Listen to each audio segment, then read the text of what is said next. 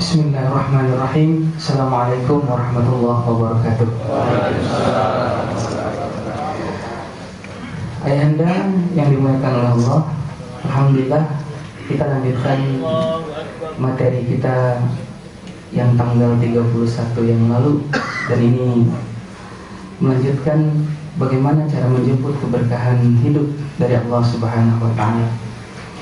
Materi yang lalu kita membahas tentang salah satu penyebab tercabutnya keberkahan hidup dari Allah adalah karena kita sudah mulai meninggalkan ayat-ayat Allah Subhanahu wa taala, dan itu sudah Ananda bahas pada pertemuan yang lalu.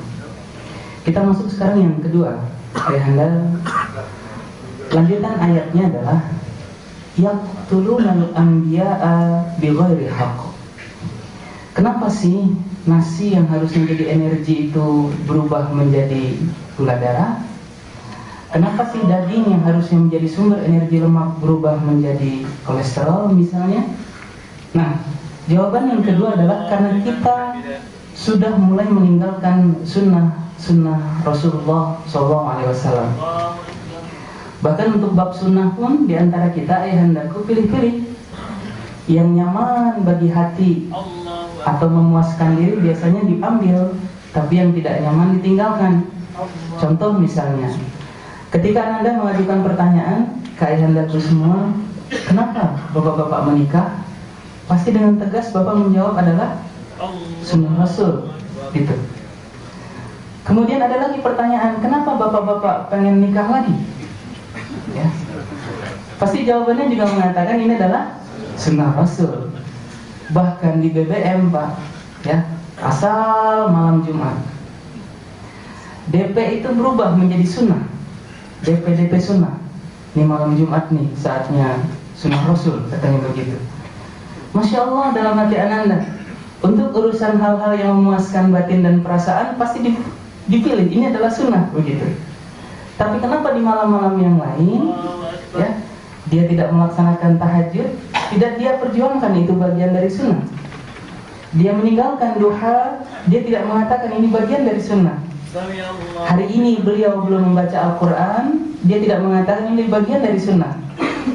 Bahkan sebagian saudara-saudaraku yang dimuliakan oleh Allah Subhanahu wa taala, sunnah itu kadang bercampur sekarang, ya, dengan hal-hal yang justru mengarah pada maksiat. Sekarang Anda tanya begini, rukun nikah umumnya kan ada 5 ya, Pak. Kalau tidak salah demikian, rukun nikah ada 5. Sekarang rukun nikah itu ada 6, Pak. Hampir di semua daerah di Indonesia rukun nikah itu 6. Selain ada wali, saksi, ijab kabul, mahar dan lain sebagainya, yang ke-6 rukun nikahnya adalah dangdutan, Pak. Ya. Seolah-olah nikah itu tidak sah jika tidak ada organ tunggal. Seolah-olah nikah itu tidak sah jika tidak ada dangdutan. Bahkan yang lebih parah, si mempelai laki-laki memberikan mahar pada mempelai perempuan cuma seperangkat alat sholat yang harganya 280.000, tapi membayar penyanyi dangdutnya sampai 10 juta, ya hendaku yang dimuliakan oleh Allah. Berarti si penyanyi dangdut itu lebih mulia dibandingkan istri yang dia nikahi. Itulah kenyataannya. Sunnah-sunnah kadang bercampur dengan maksiat di hadapan Allah Subhanahu wa taala. Lihat, mungkin ketika menikah Allah memberkahi, malaikat-malaikat rahmat memberkahi. Selesai nikah kan naik tuh penyanyi dangdut yang bapak-bapak suka. Ya. Lihat, mungkin berubah. Malaikat-malaikat rahmat mungkin sudah mulai meninggalkan dari rumah dan pernikahannya itu. Belum lagi penyanyi dangdutnya bernyanyi lagu pertama alamat palsu. Makanya suaminya rumahnya di Bekasi, kadang belok Pondok Kopi, gitu, Pak. Karena bisa jadi rahmat Allahnya tercabut, gitu. Ya, ayahanda yang dimuliakan oleh Allah, bahkan ada sedikit kisah nih berkaitan dengan sunnah. Tapi sebelumnya mohon maaf jika kisah ini menyinggung beberapa ayahanda yang ada di sini. Suatu hari ayahanda naik bis tujuan Jakarta. Kemudian ayahandaku yang dimuliakan oleh Allah naik. Di sebelah tempat duduk Ananda itu ada 2 orang perempuan yang mohon maaf secara pakaian, Masya Allah. Yang satu pakai hot pants, Bapak tahu hot pants ya? Yang celana pendek jenis jeans, kemudian maaf agak di atas paha begitu. Maaf ini. Yang sebelahnya ayahanda yang dimuliakan oleh Allah, itu perempuan pakai top tank top, ya pakai tank top. Duduk di sebelah. Saya naik pas kebetulan ke bagian kursi di sebelahnya. Lalu jalan lagi itu bis, naik orang yang justru menjaga sunnah dengan bagus. Suami istri. Istrinya mohon maaf lengkap pakaiannya dengan cadarnya. Kemudian suaminya subhanallah menjaga sunnah dengan tampilannya, bajunya dan maaf jenggotnya. Saya pengen Pak melihara jenggot, tapi nggak tumbuh. Serius Bapak udah cek sendiri ya. Nah, ayahandaku naiklah istrinya ke bis itu. Apa coba ungkapan si cewek yang pakai hot pants tadi? Maaf banget Pak. Ungkapannya, awas, teroris naik. Ya Karim, orang yang nutup aurat bagus dibilang teroris. Naik suaminya, Masya Allah, fitnahnya lebih besar lagi ayahandaku. Naik suaminya, ayah domba Garut, katanya begitu. Ya, mudah-mudahan Bapak tidak tersinggung ini. Tapi begitulah Pak. Jadi fitnah, orang yang nutup aurat dengan bagus malah dibilang teroris. Tapi maaf, bagi saya yang teroris bukanlah yang pakai cadar. Tapi justru bagi saya yang teroris itu adalah perempuan yang pakai hot pants itu Pak. Bayangkan, Tasik, Jakarta, hampir 7 jam dia menteror mata saya.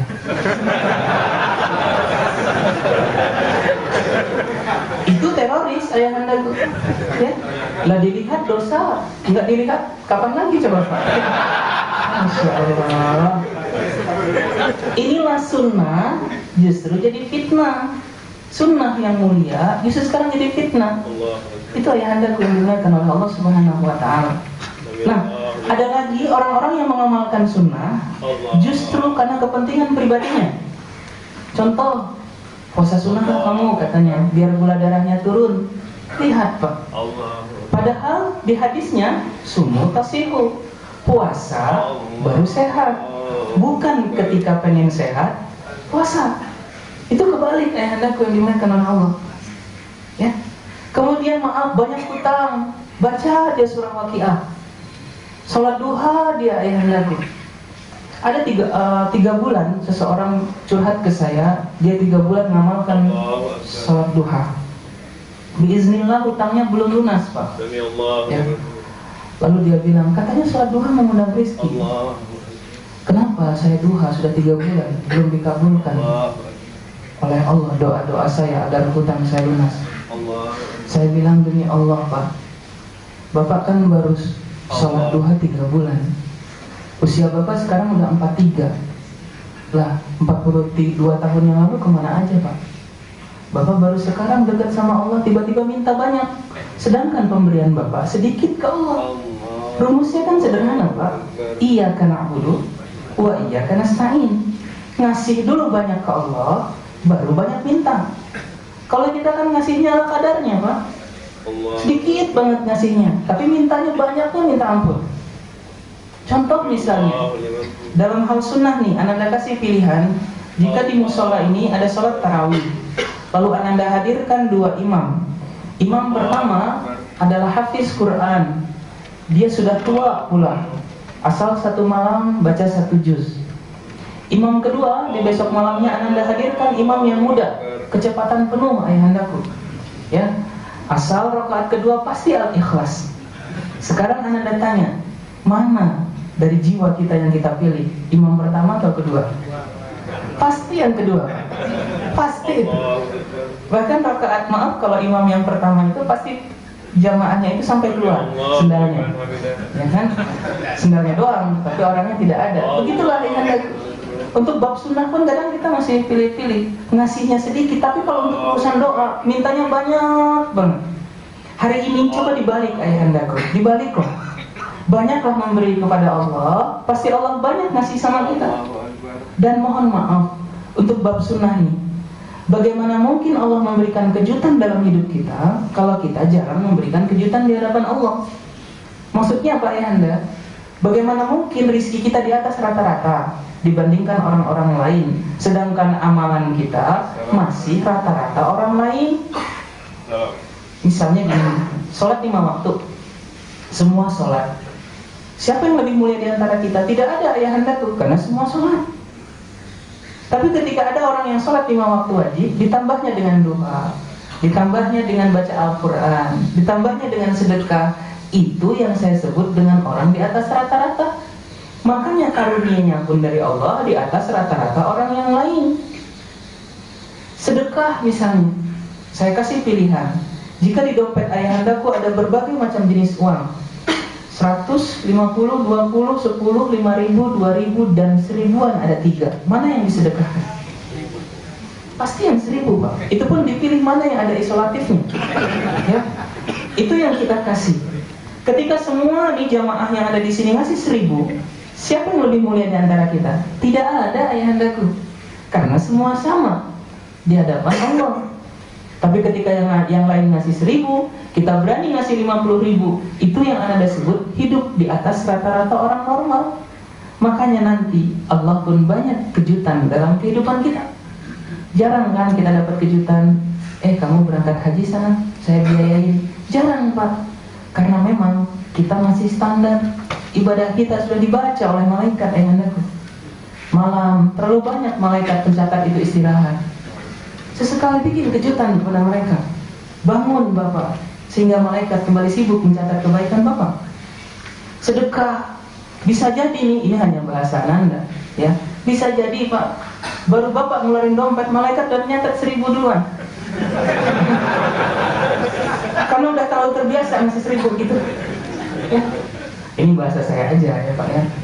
Sesekali bikin kejutan, dia udah nyatet 1.000, Bapak keluarkan bismillah 10.000. Dia kan komen ke teman yang lain, bro, 50 bro. Ada tingkat nggak bro? Gitu. Ini yang saya sebut kejutan ayahandaku. Makanya hidup kita di atas orang-orang normal. Sehingga kalau hanya mengerjakan yang wajib, demi Allah, kita pasti hanya menjadi orang standar di mata Allah Subhanahu wa Ta'ala. Tapi ketika kita berani melebihkan amal kita dibandingkan orang-orang lain, insya Allah rizki kita, kehidupan kita, dan kemuliaan kita juga ada di atas rata-rata orang normal yang lain. Ini yang kedua. Belajarlah mengamalkan sunnah, lakukan dari hal-hal yang paling sederhana. Tapi juga ini Anda kasih himbauan. Ada orang-orang yang mengamalkan sunnah di satu sisi, tapi meninggalkan sunnah di sisi yang lain. Contoh, duhanya bagus, pakaiannya bagus, tampilannya bagus, tapi maaf, jarang senyum ke orang lain. Kalau orang jalan berdua, satu teman pengajiannya, satu yang bukan teman pengajiannya, kadang yang disenyumin sama yang disalamin cuma teman pengajiannya. Yang sebelah lewat aja dilewatin. Padahal at-tabassumu juga sedekah. Senyum itu juga bagian dari sedekah. Dan itulah sebenarnya fungsi Rasulullah SAW diutus, ayahandaku. Bukan menyempurnakan gerakan sholat seseorang.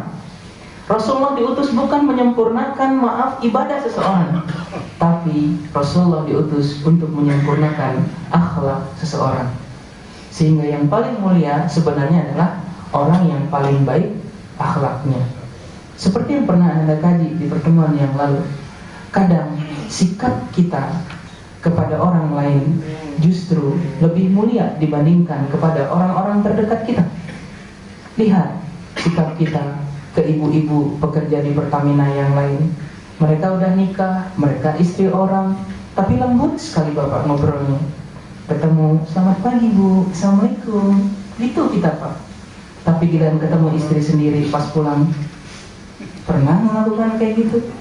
Assalamualaikum Mama, selamat malam. Gak pernah. Ada orang datang, dia pimpinan kita perempuan, kita bukakan pintu. Silahkan Bu, ada yang bisa kami bantu, apalagi yang bagian pelayanan. Tapi istri sendiri pulang dari pasar atau pulang pengajian, pernah kita sambut, selamat pagi Ma, ada yang bisa kami bantu? Enggak pernah. Kalau Bapak melakukan itu, pasti istri Bapak menanyakan dua hal. Ada apa ini? bisa jadi tanda-tanda kematian kan gitu. Atau yang kedua, nah itu yang dikhawatirkan istri. Yang kedua itu yang dikhawatirkan istri. Anda nggak mau terusin lah. Kita sudah sama-sama tahu kalau begitu. Ya. Nah, itu ayahandaku yang dimuliakan oleh Allah. Harusnya yang merasakan kelembutan akhlak kita adalah orang-orang terdekat kita, istri kita lebih dulu. Ini manggil sayang ke istri cuma 3 bulan awal pernikahan. Sisanya tergantung bentuk tubuhnya. 3 bulan awal pernikahan asal SMS sayang, papa udah sampai nih di Pertamina. 3 bulan ya. Udah 3 tahun, apalagi udah 10 tahun, ya tergantung bentuk tubuh. Agak kurus dia, ceking gitu ayahandaku. Agak gemuk dia, sana fitness lah, nggak enak melihat gentong di rumah gitu. Astagfirullahaladzim. Harusnya maaf, berbohong ke istri itu adalah bohong yang baik, dibolehkan. Kalau istri bapak nanya, mas, aku cantik nggak? Walaupun bapak mendengarnya pengen muntah ya. Bapak jawab, iya kamu cantik. Habis itu bapak kamar mandi muntah-muntah. Itu tidak apa-apa. Dan itulah yang disebut akhlak ayahandaku yang dimuliakan oleh Allah. Dan itu sunnahnya ya. Kita ngamalkan sunnah, kita sambung silaturahim dengan Allah, kita rajin ke masjid, tapi kita putus silaturahim dengan yang lain, dengan tetangga-tetangga masjid. Nyapa cuman sejenis kita, segolongan kita, sepengajian kita, itu bukan sunnah ayahandaku ya. Harusnya sunnah dijaga semuanya insya Allah. Yang ketiga, yang membuat Allah mencabut keberkahan hidup adalah dzalika bima asaw. Karena yang demikian itu mereka terlalu banyak bermaksiat kepada Allah. Nah, sekarang Anda kasih rumus ayahandaku. Sesungguhnya pada hakikatnya nih, dengan Allah yang memiliki sifat Maha Pengampun, tidak ada yang namanya dosa besar kalau diiringi dengan taubat, dan tidak ada yang namanya dosa kecil kalau dilakukan terus-menerus. Anda ulangin sekali lagi rumusnya. Dengan sifat Allah yang Maha Pengampun, pada hakikatnya tidak ada yang namanya dosa besar kalau diiringi dengan taubat, dan tidak ada yang namanya dosa kecil kalau dilakukan terus-menerus. Karena apa? Sifat dosa itu kan akumulatif ayahandaku. Iya, kita tidak berzina. Iya, kita tidak minum minuman keras. Tapi kemudian di sisi lain, ternyata kita membiasakan diri untuk melakukan dosa-dosa kecil. Contoh misalnya, datang ke kantor, Pak, teman nggak nanya, tiba-tiba kita bilang sambil ngucek-ngucek mata, agak ngantuk nih, tadi malam bangun 2:30. Maksudnya apa coba Pak? Ya, bisa jadi gugur kan pahala tahajud kita. Itu ayahandaku. Kemudian kita pengen dipuji oleh orang lain karena amal-amal kita, itu juga gugur pahala-pahala kebaikan-kebaikan kita. Dan maaf, sama ya'mal mithqala dzarratin khairan yarah.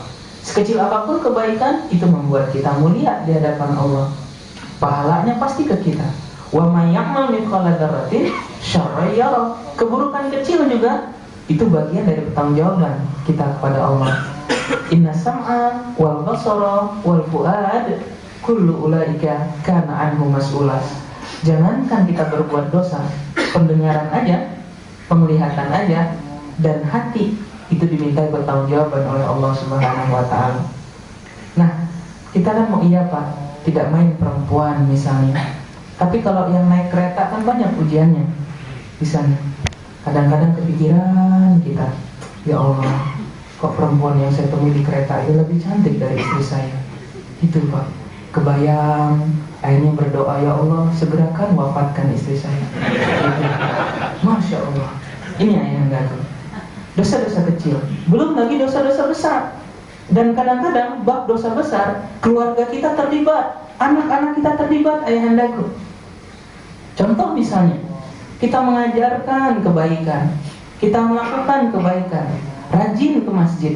Anak kita biarin di rumah sendiri tidur, tidak pernah kita ajak-ajak. Bapak ikut pengajian, anak laki-laki kita yang remaja nggak pernah kita ajak-ajak ikut pengajian. Dan coba lihat Pak, di masjid-masjid di komplek atau perumahan atau di kampung kita, semua yang ada di masjid itu rata-rata angkatan 66 Pak. Jarang ada yang muda-muda.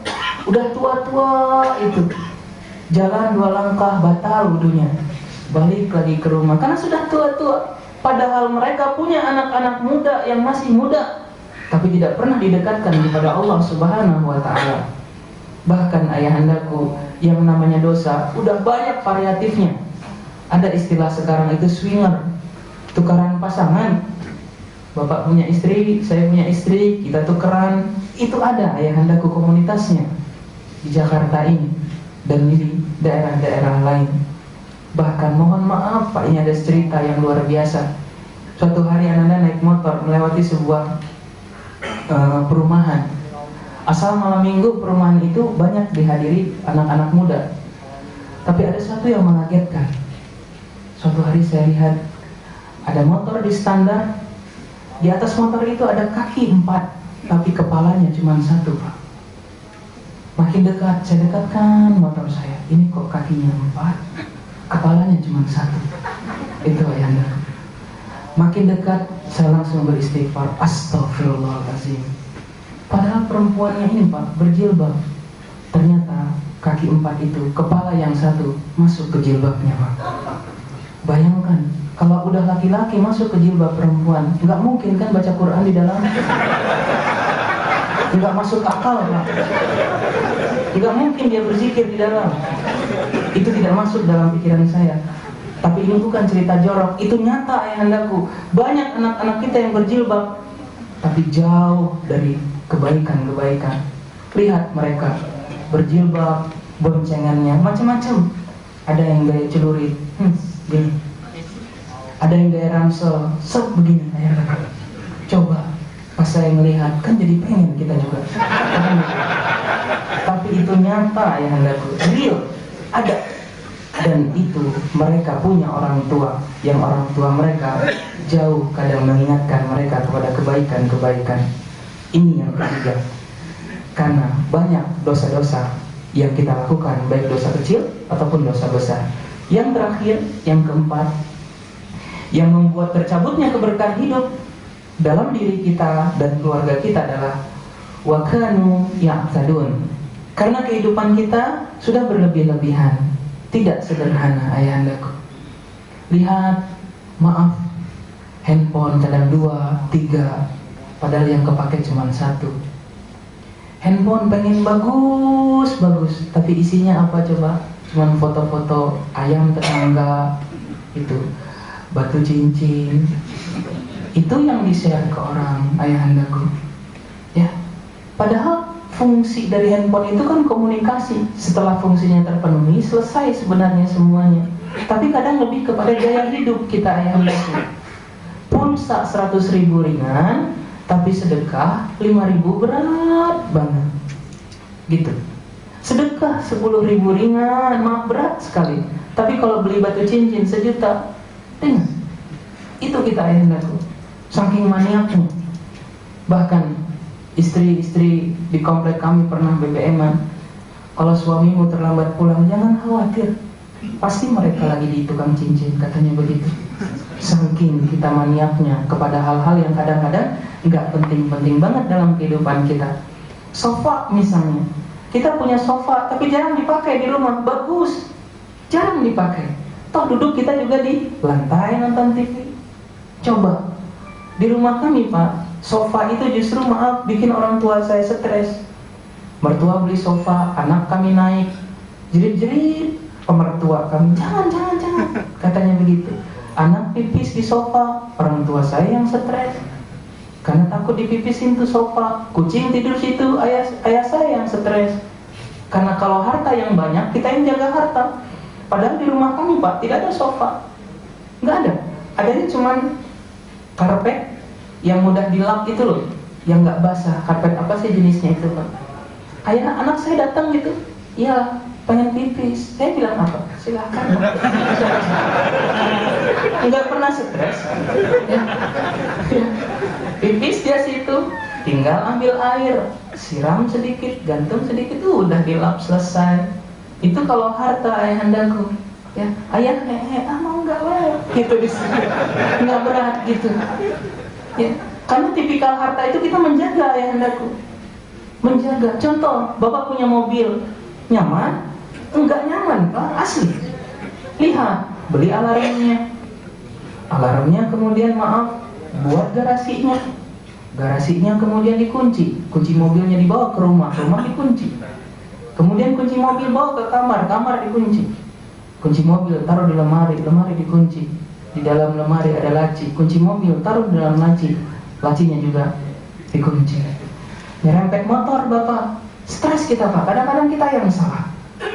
Ya, kemudian maaf ayahanda yang dimuliakan Allah, belum kemacetannya. Itulah kalau mobil. Tapi bapak-bapak yang nggak punya mobil, nikmat sekali. Tinggal berdiri di depan pintu rumah. Berapa mobil yang menghampiri kita Pak? Tuh, serempetan dia mobilnya itu. Kita santai aja. Serempetan bang, ayo bang, hantam aja bang.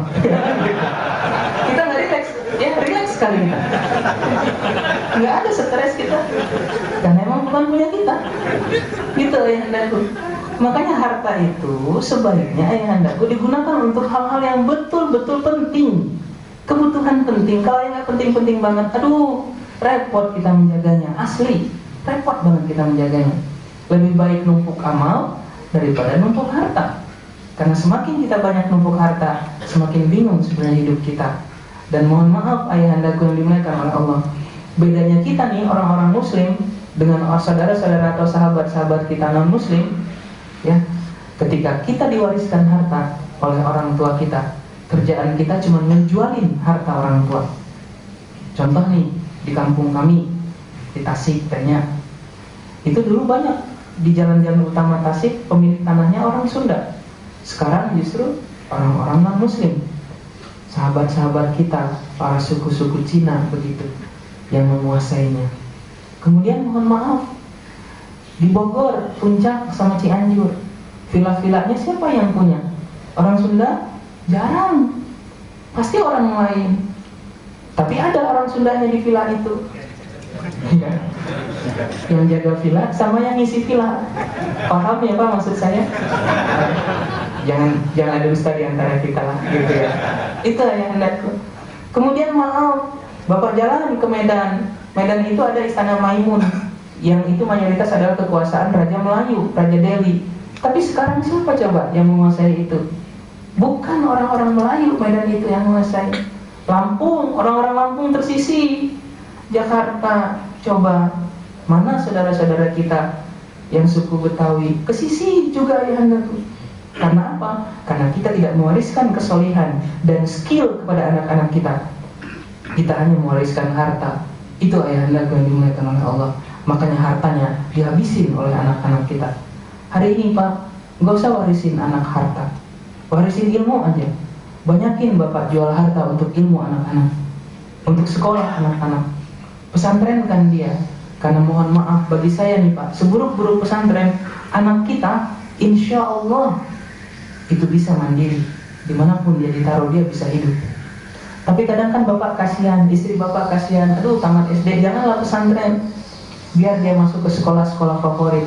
Tapi maaf, cari sekolah favorit di Jakarta, Bekasi, Bandung, Bogor, ya, jarang yang mengajarkan sholat 5 waktu. Paling ngajarin sholat berjamaahnya cuma di waktu zuhur. Tapi seburuk-buruk pesantren, walaupun bangunannya buruk, walaupun bangunannya tidak baik, campur gatal kadang sedikit Pak, ya, insya Allah sholat 5 waktu itu kejaga. Lihat anak-anak kita katanya sekolah favorit, bayarnya mahal, tapi mindahin piring habis makan aja nggak bisa. Pakaian-pakaiannya saja tidak bisa mencuci sendiri. Lalu kita bilang anak kita juara. Juara dari mana Pak? Karena juara yang terbaik adalah juara-juara akhlak. Lihat anak kita katanya jago bahasa Inggris, tapi tak jago mendoakan orang tuanya. Jago matematika, tapi tak bisa menghitung kebaikan ayah ibunya. Jago dia bahasa-bahasa asing, tapi tak jago dia baca Quran. Juara dari mana? Dan itu semua berawal dari mengajarkan anak untuk hidup sederhana dan mandiri seperti Rasulullah SAW.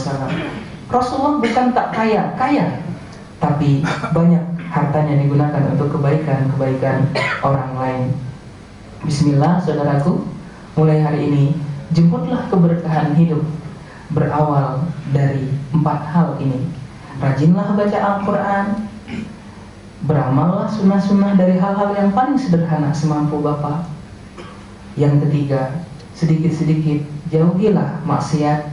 Dan yang keempat, hiduplah sederhana. Insya Allah hidup kita berkah. Sebagai penutup, 2 menit waktu dari saya tersisa.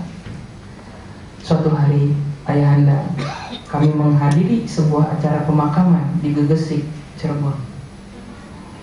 Lalu dilihat dari keluarganya, ini adalah ayah yang sukses mendidik anak. Anak yang pertama bintang 1, Pak. Anak kedua dokter di Singapura. Dan anak yang ketiga PNS di Dinas Pendidikan. Datanglah anak-anaknya itu ketika ayahnya wafat dengan gaya-gaya orang kaya. Baju hitam, celana hitam, kacamata hitam, payung hitam. Cuma tisunya aja yang putih saya lihat. Kemudian ayahandaku yang dimuliakan Allah sampai ke sana yang bintang 1 ini. Apa coba katanya? Tolong dong sewakan sound system yang 2000 watt. Dicarikanlah sama pembantunya sound system yang 2000 watt. Sampai di situ sound system 2000 watt. Cariin nih VCD Muratal. Udah yang bajakan aja 5000. Carikan VCD Muratal. Disetel ayahandaku. Baca Quran lah suara kenceng, tapi suara Imam Masjid Nabawi, suara Imam Masjidil Haram. Tapi anaknya yang sukses 3 orang tadi, yang turunnya aja dari mobilnya Alphard begitu, yang katanya bintang itu, tidak ada bacain Al-Quran, cuma ngerokok dia di luar. Ayahanda yang dimuliakan oleh Allah Subhanahu Wa Taala.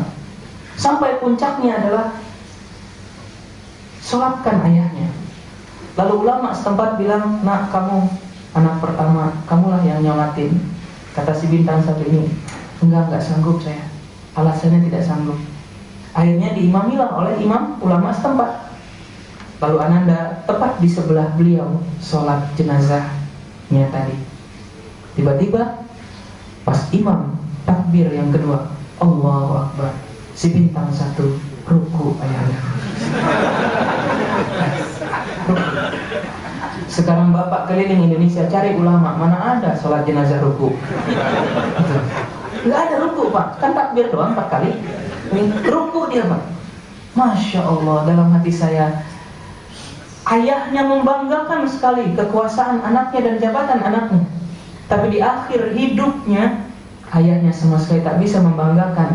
Karena jadi imam sholat jenazah ayahnya pun dia tidak sanggup.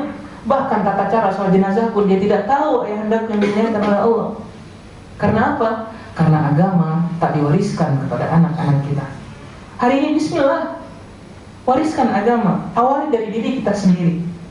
Mulai hari ini ayahandaku, kalau ada waktu liburan, ajakin anak baca Quran bareng, tahajud bareng, sesekali diajakin. Dekatkan anak ke hal-hal yang sifatnya sunnah. Bapak kan kadang SMS anak, udah makan nak, ada uang jajan enggak? Tapi bapak tidak pernah SMS anak, nah tolong ya, uang yang dipakai jajan tadi boleh untuk dijajanin, tapi sempatkanlah sebelum jajan sholat duha 2 rakaat aja nak, biar ayah sehat bekerja, biar ayah dilapangkan rezekinya, bisa nyekolahin kamu tinggi-tinggi. Jarang ada nasihat seperti itu dari seorang ayah kepada anaknya. Lihat, ayah kepada anak yang ditanya, ada PR nak, uang jajan masih ada nak, SPP sudah dibayar nak. Tapi tak pernah kemudian ayahnya mengatakan, nak, sudah hafal Quran berapa nak? 1 minggu ini tahajud berapa kali nak? Berapa kali kamu sholat subuh di masjid nak? Hal-hal seperti itu yang jarang kita lakukan kepada anak-anak kita. Demi Allah, apapun yang terjadi kepada keluarga kita sebenarnya adalah bagian dari kesalahan kita, sadar ataupun tidak. Anda doakan, mudah-mudahan ayahanda semua yang ada di sini diliputi keberkahan Allah Subhanahu Wa Taala dan dikurniakan keluarga yang baik dan solid dan solihah semuanya. Itu saja. Mudah-mudahan hari ini ada keberkahan yang kita ambil. Dan mohon maaf ayahandaku, tidak ada kebaikan selain dengan kata dipaksakan. Paksakanlah insya Allah sesuatu yang dipaksakan akan menjadi sebuah kebiasaan. Assalamualaikum warahmatullahi wabarakatuh.